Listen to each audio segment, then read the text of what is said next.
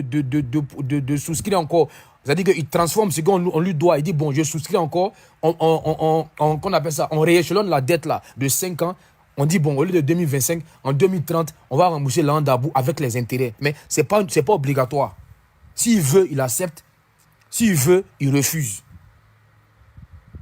Mais ça ne dit pas que l'État de Côte d'Ivoire ne peut pas. Mais si Abou dit qu'il ne veut pas, on lui redonne son argent, vite fait, et puis on passe à autre chose. Vous voyez. Mais depuis hier, ils sont incités. Non, l'État de Côte d'Ivoire, c'est Sika Finance qui fait sa publication. Hein. Et le chiffre de 800 milliards, ce n'est pas l'État de Côte d'Ivoire qui l'annonce. C'est Sika Finance qui fait des projections et qui prend le chiffre de 800 milliards. Et depuis hier, ils sont contents. Et mieux, je vais vous dire, l'État n'est pas en incapacité de rembourser. Parce que le terme approprié, tu peux être en défaut de paiement. Par exemple, on dit aujourd'hui, là, tu dois rembourser 100 milliards à des souscripteurs et puis tu n'arrives pas à rembourser. Ta note est dégradée. Depuis que Ouattara est au pouvoir, il n'y a pas un seul individu, une seule banque, une seule institution qui n'a pas eu son argent à temps. Les gens étaient toujours remboursés à temps. Bon, voilà un gars, vous voyez, ne le bloquez pas. Arrête tes mensonges. Il faut faire ta demande et puis il faut venir m'expliquer ce que j'ai dit là. En quoi c'est faux. Il faut faire ta demande. Parce que c'est assez court. C'est-à-dire que vous êtes des poltrons. Arrête tes mensonges. Ok, je mens. Fais ta demande. Je ne devais pas prendre de personne. Non. De façon exceptionnelle, je te fais monter l'article que je viens de lire là. Je vais relire. Il faut m'expliquer ce que ça veut dire. Si tu es garçon, fais ta demande. Attends, je regarde. Monsieur Koulé. Fais ta demande, tu vas monter. Si tu es garçon, il faut monter. Je relis l'article, la partie là. Et puis j'explique en français terre à terre. Parce que apparemment, vous ne savez rien. Quand on veut vous informer, vous refusez. Écoutez la partie, s'il vous plaît. Je relis la partie. Et puis le monsieur là me dit en quoi je mens. Ok. L'offre publique d'échange de titres, de quoi s'agit-il? La Côte d'Ivoire, à travers la Direction générale des finances, entité rattachée au ministère des Finances et du Budget, adopte une approche proactive de la gestion de sa dette. Cette stratégie vise à garantir une gouvernance efficace du stock de la dette en s'assurant que l'État respecte ses engagements tout en réalisant des économies lorsque cela est possible. Dans ce cadre, la DGF envisage de proposer aux investisseurs ayant souscrit à une trentaine d'émissions obligataires, dont certains arrivent à échéance dès cette année, d'échanger leurs obligations contre de nouvelles, dont les maturités seront prolongées d'une période de 5 ans. Il explique en français terre à terre. Il y a des gens qui ont souscrit. Ça arrive à maturité cette année. Maintenant, quand ça arrive là, l'État a l'argent pour les payer. Maintenant, l'État, parce qu'on peut mettre encore de nouveaux bons, mais ça arrivait encore plus cher. Donc, l'État dit, bon, ce qu'on doit rembourser là, on leur propose, soit on te rembourse, ou bien on te propose de prolonger encore de 5 ans, mais avec de nouveaux intérêts. Tu vas avoir ton capital qui va augmenter. Et puis, on te dit, ce n'est pas une obligation. Si tu veux là, tu acceptes. Si tu n'acceptes pas, on te donne ton argent. Bon, en quoi j'ai menti?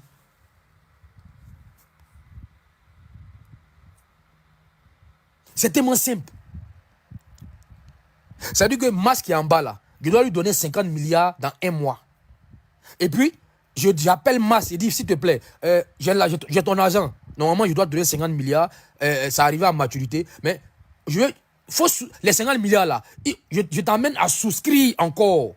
C'est-à-dire que je ne te rembourse pas, mais je t'amène à souscrire encore. Et puis, avec de nouveaux taux d'intérêt. Et puis, ça prolonge de 5 ans. Et puis, tu as encore tes intérêts. Mais si tu ne veux pas, tu as ton argent qui est là, tu récupères. Donc, ce n'est pas obligatoire. C'est tellement simple.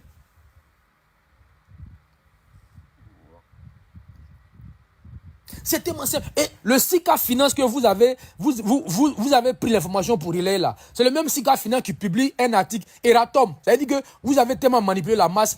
Ça a amené Sika Finance à faire un article pour dire, vous êtes en train de mentir, que ce n'est pas ce que l'article a dit. Et puis ils ont expliqué. Voilà ce que ça veut dire. Non, la Côte d'Ivoire a des problèmes pour rembourser sa dette. Mais Edgar là, c'est une malédiction en réalité. Mais j'arrive sur ça. Attachez vos ceintures. Parce que ces gars-là, ils nous ont manipulés. Attendez. Je vais jouer. Attachez vos ceintures. Parce que ça ne sera pas bon tout à l'heure. Je reviens, je mets ça en pause. Je reviens sur les manipulations. Voilà des gens qui ont voulu manipuler la masse. Et je vous ai dit, Edgar là, c'est une malédiction. On s'est assis devant la télé, ils ont montré un reportage à la RTI, une dame qui dit, c'est-à-dire que c'est Jésus-Christ qui a fait qu'il y a un cœur qui est apparu dans sa sauce graine. Et puis les gars ont dit que c'est un signe de Dieu. Les gars ont cru à ça.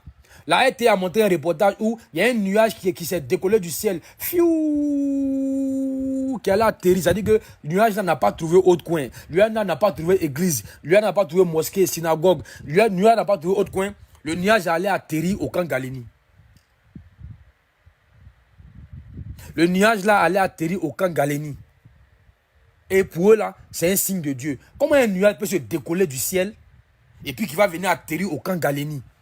Et les gars ont cru à ça en 2011. On dit oui, c'est l'Éternel des armées qui a parlé.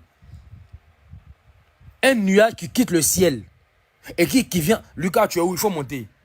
Lucas, il faut venir, s'il te plaît. Où est Lucas? Je regarde en bas si Lucas est là. Bon, il n'est pas là, il va venir. Je reprends. Un nuage a quitté le ciel. C'est-à-dire que Gbagbo Laurent et ses amis nous ont fait croire à nous. Mais Dieu merci, il y a de nouvelles chaînes. En plein 20h, Brouhamé Saint-Pierre, Israël, le DG de la RTI qui était journaliste, qui s'assoit au journal de 20h. On nous montre un reportage d'un nuage qui a quitté le ciel et qui est venu atterrir au camp Galeni. Et on veut nous faire croire que c'est Dieu qui a parlé. Big, ils ne savent pas ce que ça veut dire Eratom. Ils sont limités. Mais au fait, l'article que vous, le SICA Finance là, c'est eux qui ont fait l'article hier.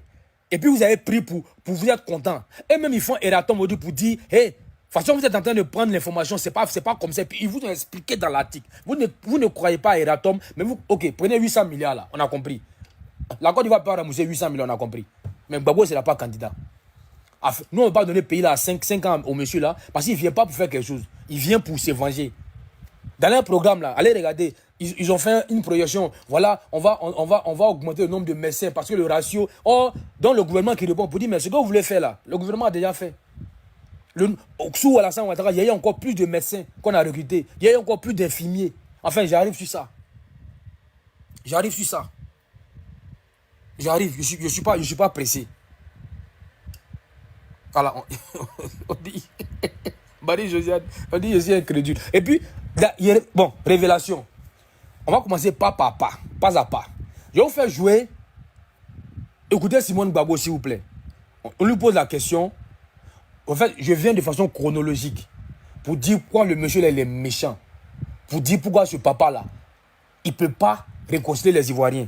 Écoutez Simone Gbagbo. Pour la première fois, elle se prononce sur l'incident qui s'est produit à l'aéroport Houphouët-Boigny. Les gars, tendez vos oreilles. Écoutez. Et puis écoutez l'amertume de la dame. Allez, c'est parti. Écoutez-la. Et j'ai le sentiment, je ne sais pas si vous l'avez vécu comme ça, mais que cette scène de l'aéroport lors du retour de Laurent Gbagbo de la haie vous a ramené à cette condition de femme. Tout d'un coup. Pause, s'il vous plaît. Avant qu'on en arrive là, c'est Gbagbo le choix du peuple. Non, s'il te plaît, il faut rectifier. C'est Gbagbo le choix des Gors. Moi, je suis dans le peuple, hein. Je ne me reconnais pas en te dit là. Faut dire que c'est Gbagbo le choix des Gors. Faut pas dire le peuple. Moi, mes parents là, moi, ma famille, nous, on n'est pas pro Gbagbo. On est dans le peuple là aussi. Mais on ne se reconnaît pas dans ce que tu dis. S'il te plaît, Sabari. Faut dire que Gbagbo là, c'est le choix des Gors. C'est pas le choix du peuple. Parce que le peuple là, nous, on est dans le peuple là. Les pro-Ouattara là, on se reconnaît dans le peuple. On n'est pas avec vous. Mais écoutez, hein, Simone Gbagbo, notre maman, plusieurs années de mariage, elle a vu nu, elle a vu à poids, elle a vu dans toutes les positions. Ils ont grandi ensemble, ils ont eu des enfants. Elle a fait la prison. C'est-à-dire que tous ceux qui viennent gueuler sur les réseaux là, ils avaient fui pour abandonner notre papa. Elle est la seule, elle est restée avec lui jusqu'au bout. Jusqu'au bout. Et quand il arrive à l'aéroport, écoutez la maman parler. Et cette vidéo que j'ai postée sur ma page, elle a été virale. Il y a eu plus de 250 000 vues, plus de 1000 commentaires. Mais je vous assure, mes amis, je suis allé lire les commentaires. Mais quand vous écoutez les commentaires des mamans, c'est le moment qui revient. Depuis ce jour, j'ai déposé Gbagbo. Depuis ce jour, mon affaire de Gbagbo est terminée. C'est depuis ce jour-là que moi et Gbagbo, là, c'est chien et chat. Et il y a une qui dit que même si demain, Gbagbo en face d'un chien, je vais voter pour le chien. Mais je ne vais jamais lui pardonner ce qu'il a fait à maman Simone. Il peut avoir des problèmes de couple, mais on règle ça en privé. Mais l'humilier de la sorte, devant tout le monde entier, il y a des femmes, je dis les vraies femmes, une vraie femme ne va pas cautionner ça. Mais comme il y a des femmes, elles sont invertébrées, elles sont d'accord avec ça. Vous voyez? Ok, écoutez la maman parler de l'incident. âme sensible s'abstenir parce que c'est douloureux. C'est la première fois qu'elle se prononçait sur ça. Elle explique ce qui s'est passé. Moi, c'est-à-dire que là, j'ai pris le temps d'aller lire les commentaires, mais quand tu écoutes, et puis ce sont les femmes qui parlent. C'est méchant. C'est depuis ce jour, mon affaire de Gbagbo est finie. Gbagbo est méchant. Comment tu peux... Il n'y a pas un seul... C'est-à-dire que tu mets 1000 commentaires, au moins 90% là, ce sont les femmes qui sont en train de se plaindre. Et j'ai dit, ce jour-là, il vient de signer sa mort politique. Quand il fait les meetings là, regardez ceux qui vont assister là. Hein. Ils sont pas sur la liste électorale. Hein. Parce qu'ils ont passé le temps à boycotter les opérations. Eux, ils ont dit, si Gbagbo ne rentre pas, ils ne participent pas à aucune opération. Donc il y a des gens qui n'ont pas papier. Donc c'est pas ça qui votent. Hein. Ceux qui sont sur la liste, c'est eux qui votent. Mais les pros vont vous faire payer ça cher. Les problèmes vont payer ça cher. Parce que vous les traitez aujourd'hui comme des pestiférés. Vous les traitez aujourd'hui comme des va-nu-pieds. Ils vont vous faire payer ça dans les urnes. Écoutez la maman Simone. Maman, il y a encore d'avance. Écoutez bien. Et j'ai le sentiment, je ne sais pas si vous l'avez vécu comme ça, mais que cette scène de l'aéroport lors du retour de Laurent Gbagbo de la haie vous a ramené à cette... Pause. Lucas, quand tu as le temps, il faut monter. Tu vas te mettre en grand. Tu vas nous jouer la vidéo du cœur dans la sauce et la vidéo du nuage qui décolle. Parce que ça sera le point culminant du live. Et là, on va montrer la manipulation qui était en marche à cette époque-là. C'est-à-dire que comment des Ivoiriens ont réfléchi, on allait à l'école. Le nuage là, il ne va pas atterrir à l'église. Le nuage là, il ne va pas atterrir à la mosquée. Le nuage ne va pas atterrir dans une synagogue. Le nuage ne va pas atterrir dans une maternité. Le nuage ne va pas atterrir dans un dispensaire ou bien dans un hôpital. Mais le nuage, comme par hasard, va atterrir dans un camp militaire. Il faut qu'on nous explique. Il faut qu'on nous explique. Pourquoi le nuage peut aller atterrir dans un camp militaire? Non, Alliance, on dit le chiffre 11 là, on dit ça sécurité le live. C'est ceux qui sont venus, on dit ça sécurité le live.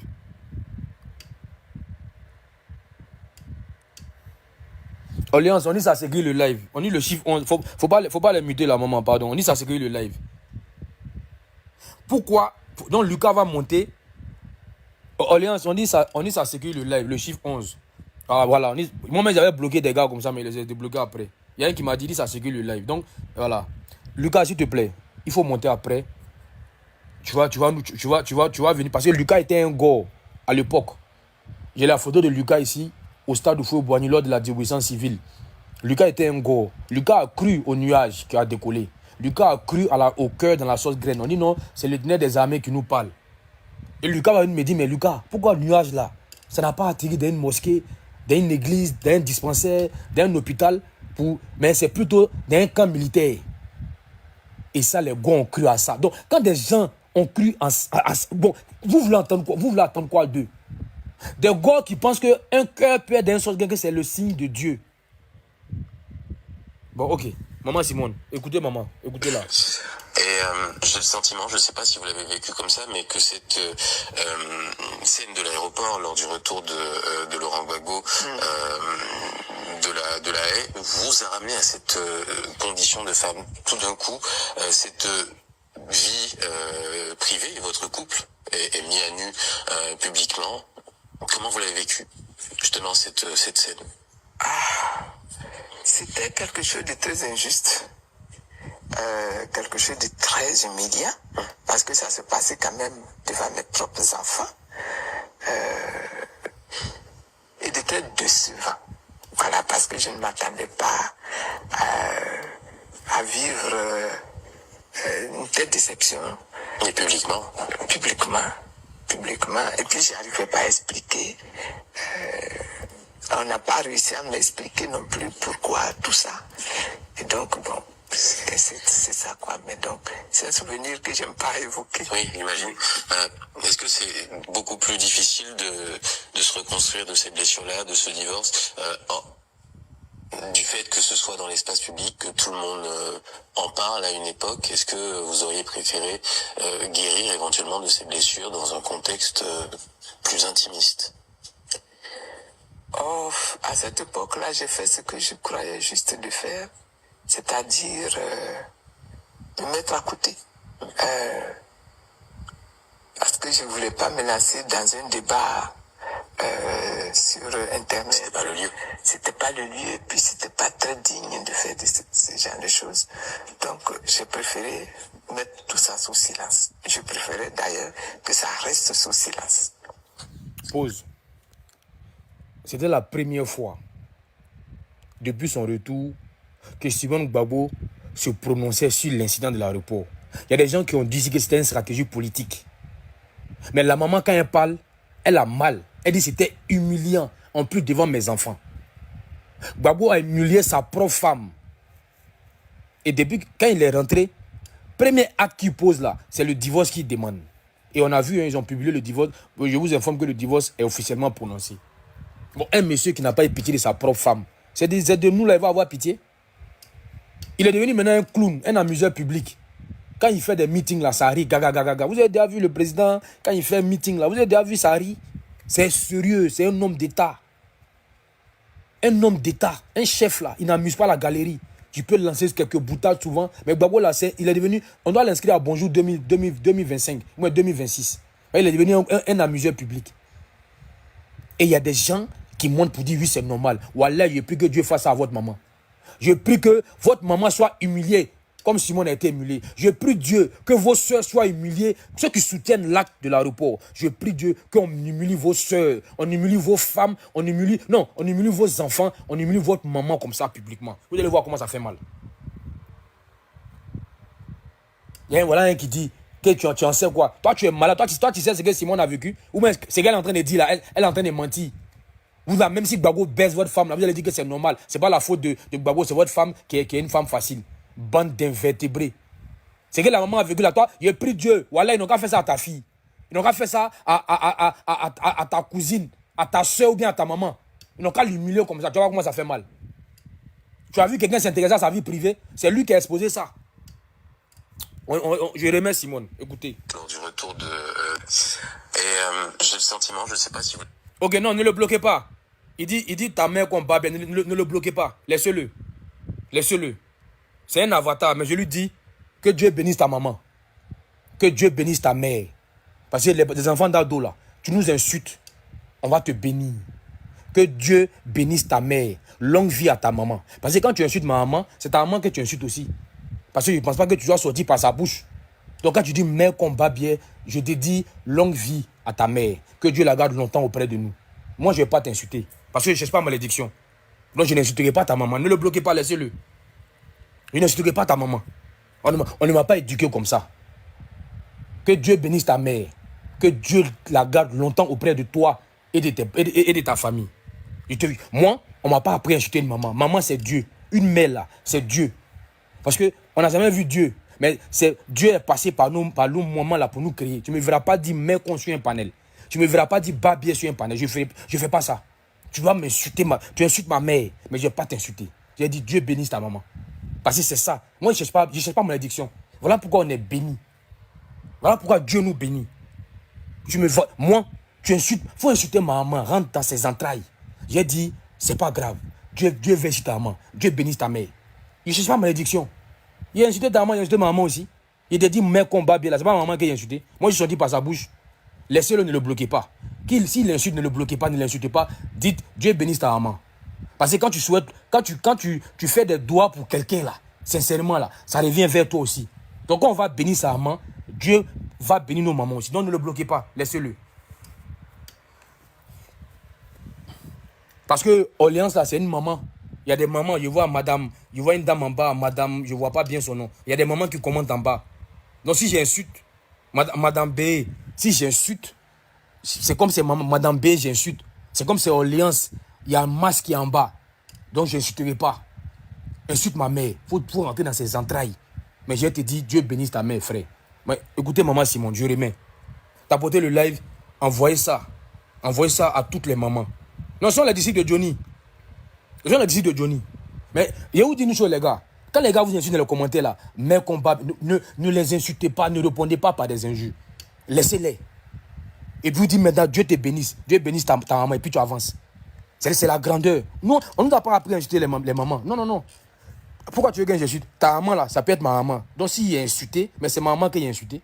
Oh, malédiction des mamans là, ça ne te laisse pas. Moi, je ne sais pas malédiction. Hein. Moi, je veux la bénédiction de mes parents et de toutes les mamans. Toutes les mamans sur le live là, si j'insulte une femme, je leur ai manqué de respect. Donc je veux les bénédictions. Donc je dis que Dieu bénisse toutes les mamans sur le live. Que Dieu règle tous leurs soucis. Ceux qui ont un problème d'enfant là, Dieu n'a qu'à régler. Ceux qui ont un problème de foyer, que Dieu leur donne mari. Ceux qui ont pas envie de travailler, que Dieu leur donne travail. Et puis c'est fini, et puis on avance. Ok, on est parti. Écoutez maman Simone. Avait vécu comme ça, mais que cette scène de l'aéroport lors du retour de Laurent Gbagbo de la haie vous a ramené à cette condition de femme. Tout d'un coup, cette vie privée et votre couple est mis à nu publiquement. Comment vous l'avez vécu, justement, cette scène? C'était quelque chose de très injuste. Quelque chose de très humiliant, parce que ça se passait quand même devant mes propres enfants, et de très décevant. Voilà, parce que je ne m'attendais pas à vivre une telle déception. Et publiquement? Publiquement, et puis j'arrivais pas à expliquer. On n'a pas réussi à m'expliquer non plus pourquoi tout ça. Et donc, bon, c'est ça quoi. Mais donc, c'est un souvenir que j'aime pas évoquer. Oui, j'imagine. Est-ce que c'est beaucoup plus difficile de se reconstruire de cette blessure-là, de ce divorce, du fait que ce soit dans l'espace public, que tout le monde en parle à une époque? Est-ce que vous auriez préféré guérir éventuellement de ces blessures dans un contexte plus intimiste? Oh, à cette époque-là, j'ai fait ce que je croyais juste de faire, c'est-à-dire de mettre à côté. Parce que je voulais pas me lancer dans un débat sur Internet. C'était pas le lieu. C'était pas le lieu, et puis c'était pas très digne de faire ce genre de choses. Donc, j'ai préféré mettre tout ça sous silence. Je préférais d'ailleurs que ça reste sous silence. Alors avec ce geste-là, cette scène de l'aéroport, beaucoup ont dit que votre ex-mari avait raté une occasion de rentrer dans l'histoire, et on a l'impression que vous n'avez pas manqué ce moment-là. Vous en êtes ressorti grandi, vous prenez la tête d'un parti politique, il y a un soutien incroyable de la population, notamment de femmes, beaucoup de femmes qui se retrouvent dans ces situations-là et qui s'identifient à vous. Et puis, il y a même un pagne qui sort, qui s'appelle Simone Ayer. Voilà. Vous voyez, la maman parle. Parce que j'ai suivi l'émission dans son entièreté, mais j'ai juste pris la partie où elle parle de l'incident de l'aéroport. Toutes les femmes maltraitées, les femmes humiliées par leur mari, se sont reconnues en Simone Gbagbo. Et dans le FPI, là, toutes les femmes, tous les militants qui ont rejoint Simone, là, la majorité, à cause de l'incident de l'aéroport. Parce que tu ne veux pas dire que tu es un père, tu ne veux pas dire que tu es un président, et puis tu as dit que tu es incapable, hein, de faire un semblant, hein, devant le public avec ta femme. Mais non, tu l'humilies. Et il y a des gars sans cervelle qui vont venir cautionner ça. Il y a des gens qui ne réfléchissent pas, il y a des femmes qui vont dire oui, c'est normal. C'est-à-dire que vous êtes d'accord, vous serez d'accord que votre mère soit humiliée de la sorte devant le monde entier. Vous serez d'accord que votre femme soit humiliée de la sorte devant le monde entier. Vous serez d'accord que votre fille soit humiliée comme... Non, je ne pense pas. Je ne pense pas. Et vous, gars, le bison, c'est un avatar. Attends, on va te bloquer parce que tu nous déconcentres. Va faire des conneries là ailleurs. Attends, je vais te muter. Tu ne peux pas parler. Tu es muselé. Non, bloquer est mieux même. Va faire ça ailleurs. Voilà. Moi, je ne vous comprends pas. On fait nos lives. Vous êtes là, vous nous écoutez. Allez sur votre live là. C'est quelle majorité ça là? Laissez-nous faire notre live. Devant ses enfants en plus. Elle dit, c'était humiliant en plus devant mes enfants. Vous savez que les enfants de Gbagbo là, ils parlent. Les jumelles là, elles parlent pas à leur papa. Hein. Stéphane Kipré a divorcé même. Parce que l'une des jumelles était mariée à Stéphane Kipré. L'une des jumelles, une des filles de Simone Gbagbo, c'était la femme de Stéphane Kipré. Ils ont divorcé. Parce que Stéphane Kipré a pris fait aux causes pour Nadi Bamba. Donc les enfants se sont rangés du côté de leur maman. Regardez, quand elle fait ses meetings, ses filles sont là. Parce qu'elle ne peut pas accepter qu'on humilie leur maman de la sorte. Et ça, Gbagbo l'a fait. Quand je finis ça, le temps que Lucas monte, il va vous jouer le reportage du nuage qui a décollé. Lucas va monter, il va mettre sa caméra et puis il va nous... Ok, je mets là. Écoutez bien, écoutez. République de Côte d'Ivoire. Après cela, fait insolite, un nuage a décollé du ciel pour atterrir dans l'enceinte du ministère de la Défense. Le combat a donc dépassé le cadre des hommes pour atteindre celui de l'Éternel des armées. Dieu garde la Côte d'Ivoire. Si Dieu est avec nous, qui République de Côte d'Ivoire. Après cela, fait insolite, un nuage a décollé du ciel pour atterrir dans l'enceinte du ministère de la Défense. Le combat a donc dépassé le cadre des hommes pour atteindre celui de l'Éternel des armées. Ils ont osé. Ils ont osé. Pour ceux qui veulent voir la vidéo, c'est sur ma page. Ils ont osé. En plein 20h, la RTI a osé montrer un reportage où il dit c'est un fait insolite qu'il y a un nuage qui s'est décollé du ciel pour venir atterrir au camp Galeni. Mais regardez, il y a des gars qui vont dire oui que c'est vrai. Je vous jure. Bon, j'ai jamais été pro, mais c'est depuis ce jour, il dit non, ceux-là sont des manipulateurs. S'il y a un gars en bas qui monte, il va lui dire, mais frère, qu'est-ce que tu penses de ce reportage? Il va dire oui, que c'est vrai. C'est un nuage qui a décollé du ciel. Attends, regardez s'il y a un gars en bas. S'il y a un gars, il n'a qu'à monter. Les gars qui sont en bas là, regardez dans les invités. S'il y a un gars dedans. Bon, s'il y a un gars qui est assez courageux, qui fasse sa demande, il va monter. Je fais rejouer. Parce que je veux comprendre. Il lui dit, frère, comment ça va?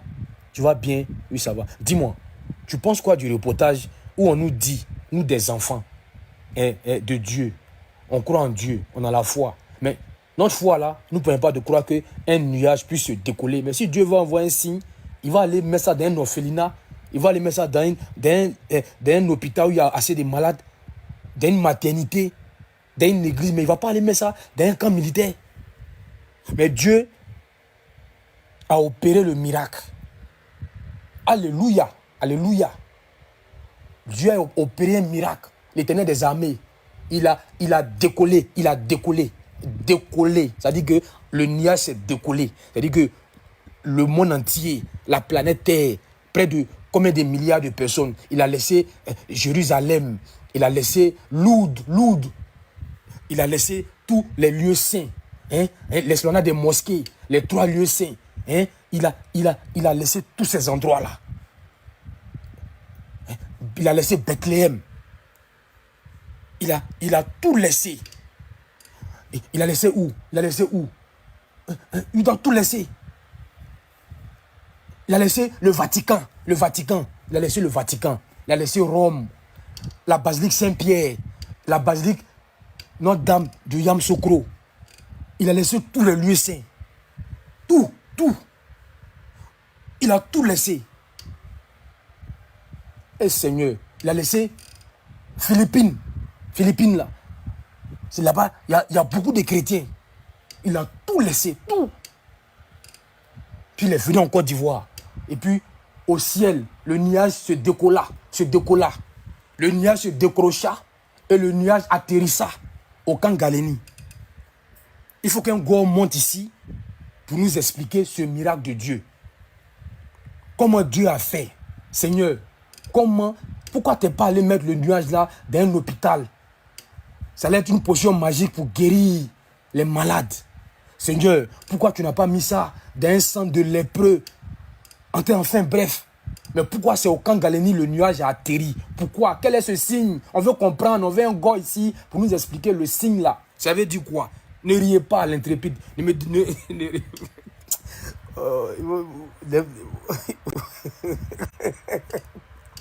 Oh, Koulibaly, vous me déconcentrez. L'intrépide, vous me déconcentrez. Non.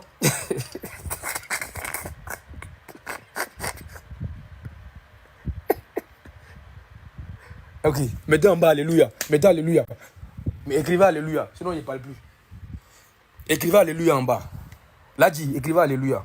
Voilà. Écrivez. S'il ne va pas Alléluia, je ne parle plus. Les mettez. Ils ne vont jamais monter. Voilà. Alléluia, j'ai vu. Alléluia, j'ai vu. Alléluia, merci. Amen. Il faut qu'un gars, je remets la vidéo.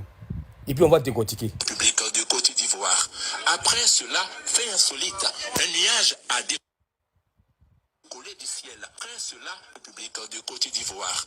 Après cela, fait insolite, un nuage a décollé du ciel pour atterrir dans l'enceinte du ministère de la Défense. Le combat a donc dépassé le cadre des hommes pour atteindre celui de l'Éternel des armées. Dieu garde la Côte d'Ivoire. Ok, ok. 225, je vais aller regarder. Je vais regarder. Et c'est-à-dire que c'est ça la moins il y a qu'à voir. Et puis je vais accepter que... Bon, deuxième reportage. Écoutez, ça c'est une femme qui parle. Un fait insolite. Sur les antennes de la RTI, on nous montre une sauce et il y a un cœur à l'intérieur. Et la dame explique, écoutez. J'ai prié ce matin avant de descendre et je disais, ah, ils ont le monde entier. Nous sommes de l'État, nous sommes forts. Alors qu'on nous a prêché Jésus. Jésus fait quelque chose. Et je suis descendu. Donc matin, matin, il y a eu des filles au niveau de l'Agman là. J'ai dit, Seigneur, la femme qui perdait son sang pendant 12 ans, ça a touché. Donc la Côte d'Ivoire en train de se toucher. Fait quelque chose. Et dans la panique là, la sauce était au feu, c'était en train de bouillir. Je suis il y a le temps de ranger mes choses. Je regarde, il y a un cœur qui a été dessiné. J'ai appelé ma fille Yolande. Yo, viens voir ce qui se passe. Elle me sentit, c'est un vrai cœur. J'ai dit ça, la sauce d'aujourd'hui, ils ne m'ont pas croire. Et c'est comme ça, j'ai appelé ma Nyanwa. Et elle est venue, elle dit ça, la sauce, c'est un signe.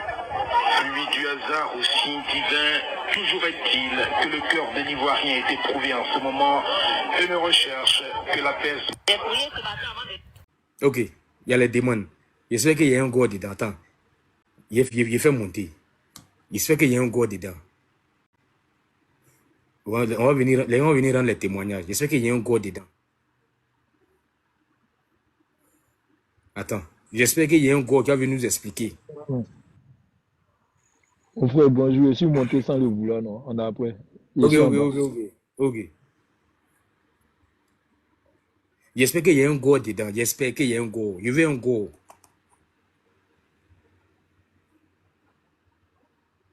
Ok. Bon, ceux-là, ils sont partis. Ouais, non, on a trop souffrance. On a trop souffrance. Trop. On a trop souffrance. Sonia avait monté. Merci d'avoir regardé la vidéo. Likez, commentez et n'oubliez pas de s'abonner. Je compte sur vous pour ce mois de février. Ciao.